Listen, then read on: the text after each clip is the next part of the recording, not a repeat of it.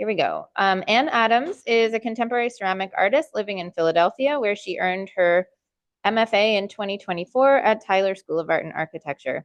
Anne focused on using her medium and style to change the narrative surrounding the quality and potential of ceramic art as an art form in Nigeria. Working primarily with clay, she uses the coil technique in her work as a harmonious display of interactions with balance and indigenous design. Her works are intimate, familiar, and a representation of abundance and harmony. Okay, I'm about to play the video. If anyone on Zoom can't see it, just throw something in the chat, but hopefully it should work fine.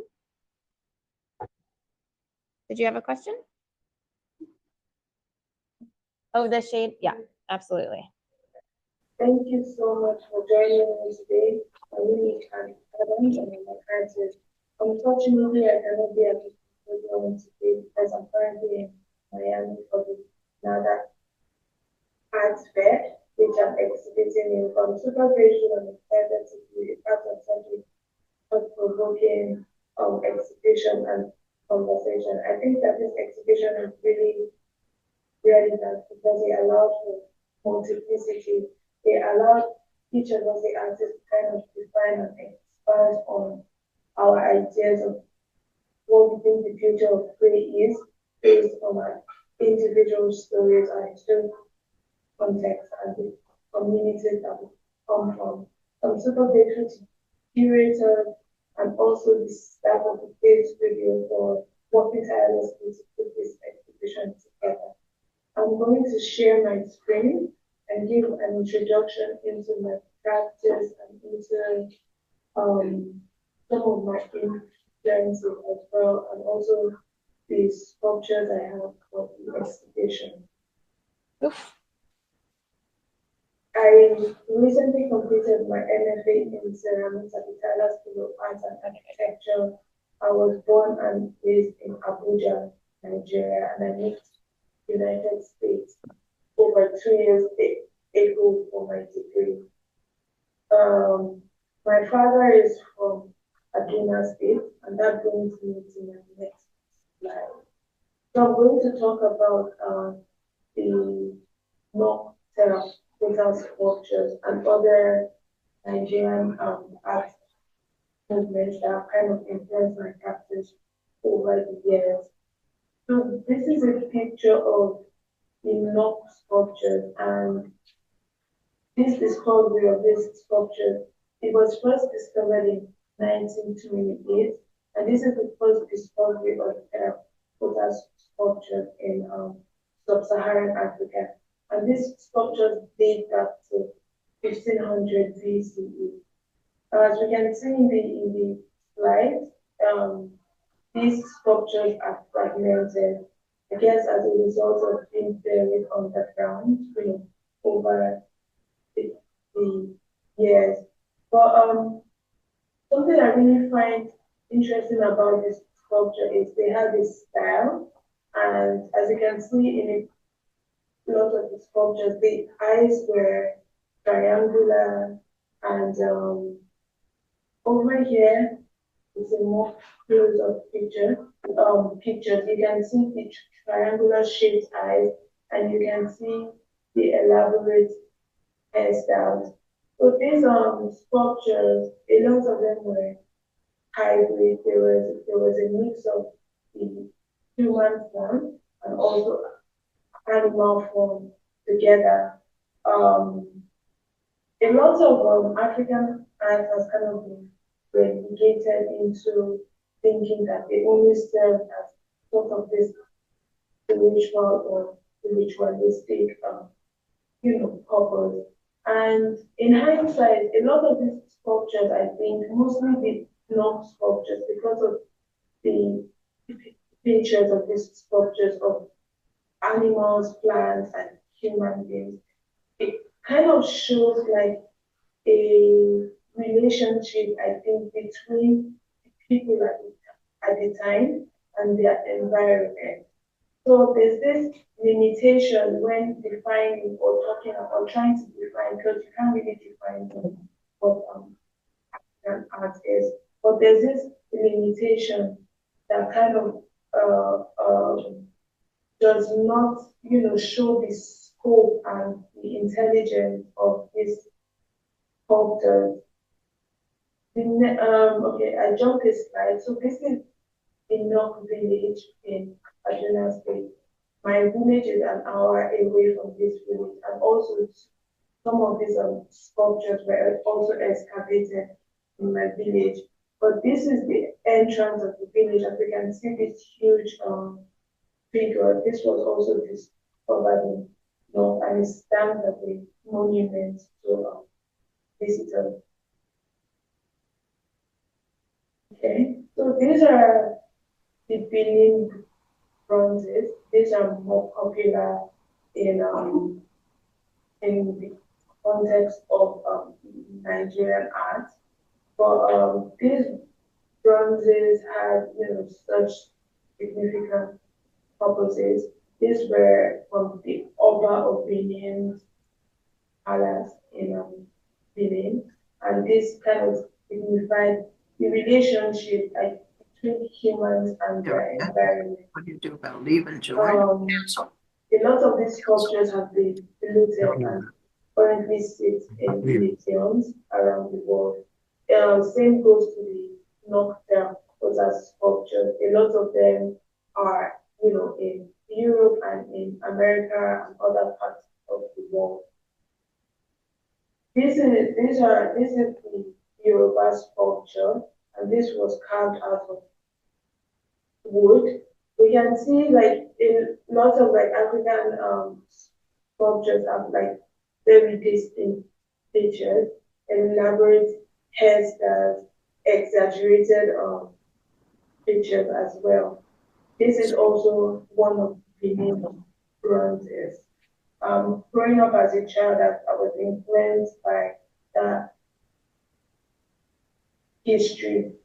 So as some of you may know, Nigeria was before colonization. Nigeria was known for making this like enigmatic and very interesting and innovative sculptures. But as a result of colonization, that kind of took the back corner. So a lot of artists now adopt like more Western modes of creating, like drawing and painting. So there are some people that practice pottery in Nigeria, but the number dropped significantly, and also the fact that there are no infrastructures, and you have to, if you want to be a ceramic artist, you have to join a community or like move to the outskirts and kind of live a secluded life. And that's the reason why I decided to pursue my MFA in ceramics, because I needed the access to the facilities and push myself and my practice. So I'm going to jump to this slide of Ladi Kwali. Ladi Kwali is a prominent figure in the Nigerian pottery world. She is the figure of modern pottery in Nigeria. Her picture can be found at the back of 20 naira notes. And these are some of her pottery. As you can see, she also enjoyed stylizing, and she made these engravings. What can also be seen in a lot of museums around the world as well. So I'm going to jump to this slide, and this is a slide of my teacher. So I trained with Jakukasi Natali. She's a Cameroonian artist that lives and works in Lagos, Nigeria. She came to Abuja, where I lived, for an exhibition, and I came across her sculptures, and that was the first time I had ever seen ceramic in such an expression. I remember being just blown away by her sculptures. So I introduced myself and I asked if she could teach me, and she agreed to that. So I moved from Abuja and I moved to Lagos to train with her. As you can see in this picture, we dig up our own dirt and we kind of process it. This is a material to kind of sieve the clay after soaking it in for a couple of days. And we both build by the coil technique. So all of my sculptures are hollow and all built by coil. Also the nocturne sculptures were also all hand built. There was no mold of cast of any of the sculptures. They were all made individually. Okay. Oops. Okay. So these are some of the sculptures I made before I came to grad school. A lot of it were influenced by my environment, influenced by the colonial Nigerian architecture, and also inspired by like ways of living. I titled this Settlement, and this work is kind of like it has a rock texture to it, where I made this engravings of different layers of different settlements and the hierarchies of those settlements. This is, I got the inspiration from architecture. These were vernacular kind of architecture. And this engravings of plans and movements as well. These are also some of the sculptures I made before grad school. You can see I made a lot of engravings. I would make a lot of carvings. And a lot of my work are built by intuition and even like the carvings. So I kind of like follow the reading of the material and just allow it to influence and inform what I'm making. But some of these symbols are,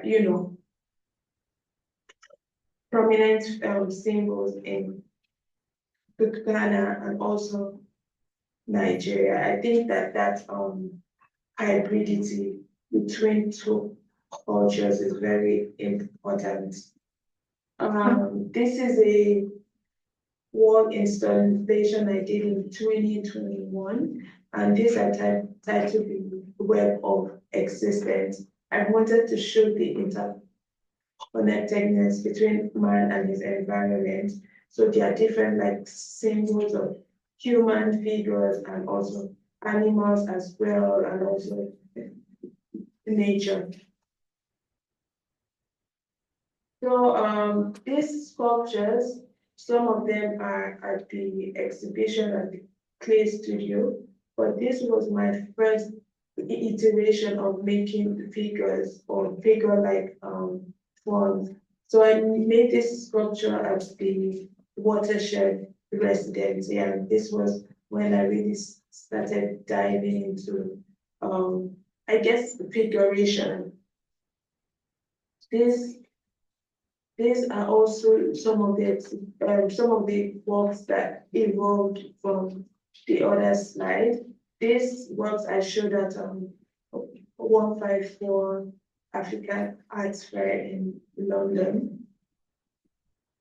These are some of the works from my MFA. These were at my thesis show, and this was a sculpture I made, in the program.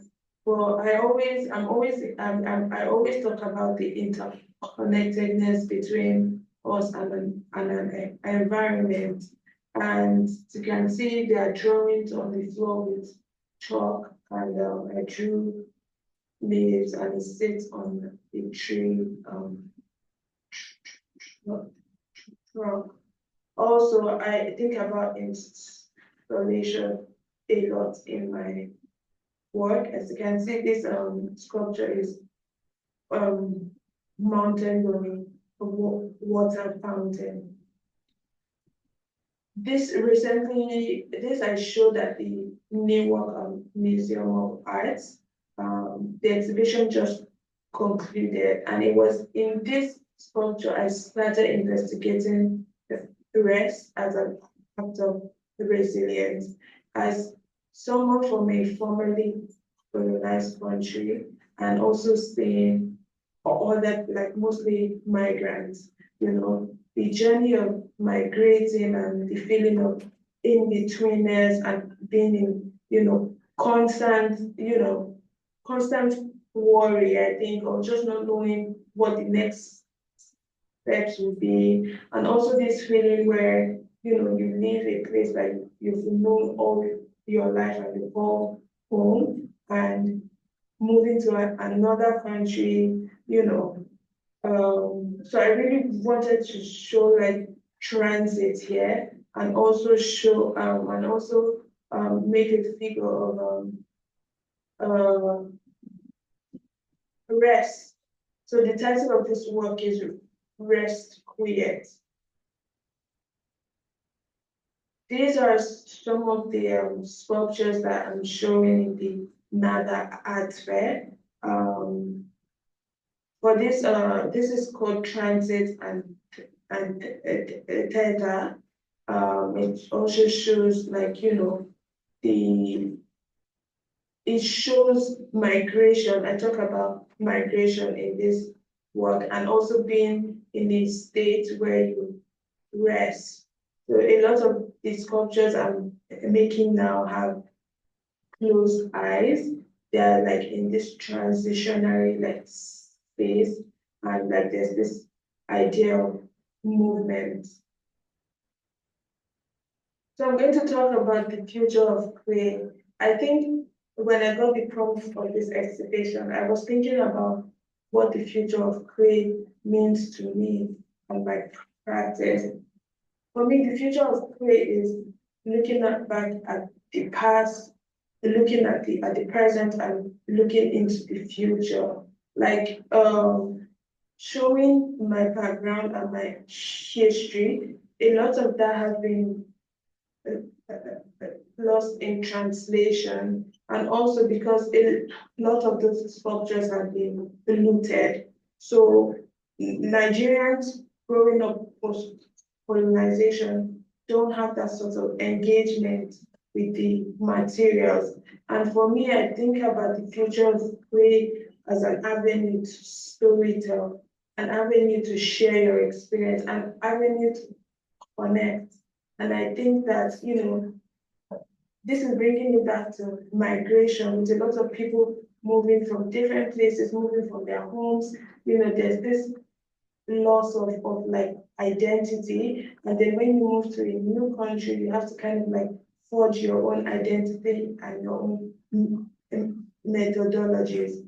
So for the future of clay, I was thinking about a transit. I was thinking about the past, the present, and the future. This is an installation shot of some of sculptures I made. I made 15 small sculptures that stand, up, that were installed up above. And that further pushed the idea of looking up, and made these sculptures, I made this installation in the way that, we the viewers kind of look up to these sculptures, and sculptures kind of look down to us, giving us this sense of direction and this passage into the past, the present, and the future. This is the second work I made for this for the exhibition, and it's titled Stubborn Goats. I was going through an archive. I found this archive of a British ethnographer that was sent to Nigeria, pre-colonial Nigeria, and he was sent by British colonial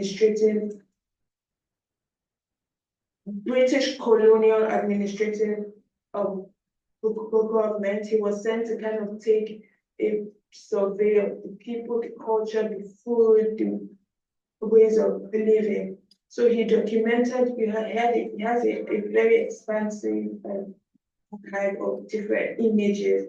So I found this picture in one of the archives and I found it pretty interesting. And I think about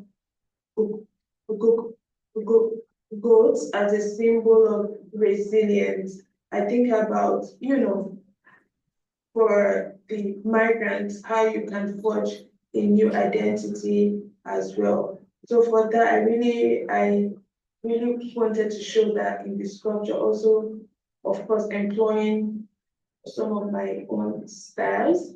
Like I said earlier in the knock sculptures, something that was very distinct about their sculpture was the way they had stylized it. But also in this work, you can see like maybe tree branches also show the interconnectedness between us and our environment, and also rejecting this idea of, being Sexy in my dream.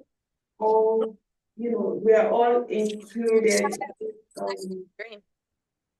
um, Yeah. planet. So everything should be treated with respect and like a sort of agency. So yeah, these were the ideas. Of course, the works are very layered and they have different meanings. But these were some of the ideas I was thinking about for the exhibition, tying my own historical context to also the current situation of migration. Thank you so much, and I hope you enjoy the rest of the conversation.